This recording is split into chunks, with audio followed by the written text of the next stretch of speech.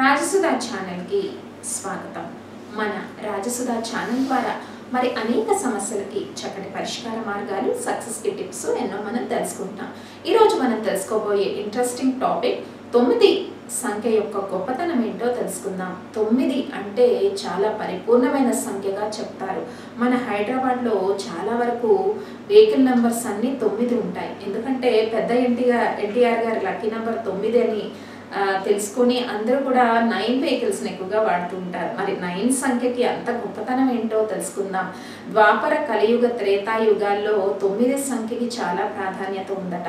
మరి 9ని పరిపూర్ణ సంఖ్యగా చెప్తారు।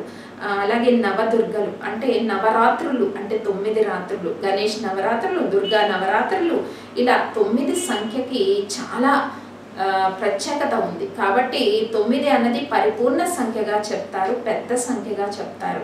ఏదైనా కూడా అన్నీ కూడా మన శరీరంలో నవరంధ్రాలు ఉన్నాయట। నవరంధ్రాల ద్వారానే మనకి చాలా వరకు జ్ఞానం అంటే నవరంధ్రాలు శరీరంలో ఉన్నాయని చెప్తూ ఉంటారు। ఈ రంధ్రాల ద్వారానే జ్ఞానం సంప్రాప్తిస్తుందని కూడా చెప్తారు। కాబట్టి 9 పరిపూర్ణ సంఖ్యగా చెప్తారు। అయితే ఒక విషయం మీరు అందరూ గుర్తుపెట్టుకోండి, వెహికల్స్ నెంబర్స్ అందరూ కూడా వెహికల్ ఏదైనా కొత్తగా తీసుకుంటే 9 నెంబరే తీసుకుంటూ ఉంటారు।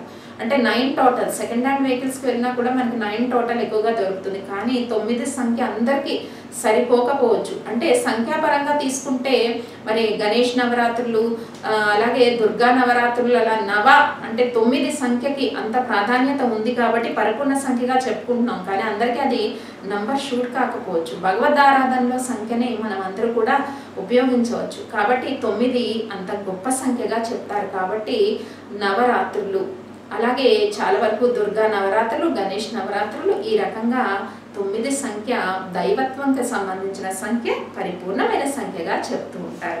మరిన్ని పరిష్కార మార్గాల కోసం సబ్స్క్రైబ్ చేయండి రాజసుధా ఛానల్। ఈ వీడియో మీకు నచ్చినట్టయితే లైక్ చేయండి, షేర్ చేయండి, సబ్స్క్రైబ్ చేయడం మాత్రం మర్చిపోవద్దు। వీక్షించండి రాజసుధా ఛానల్।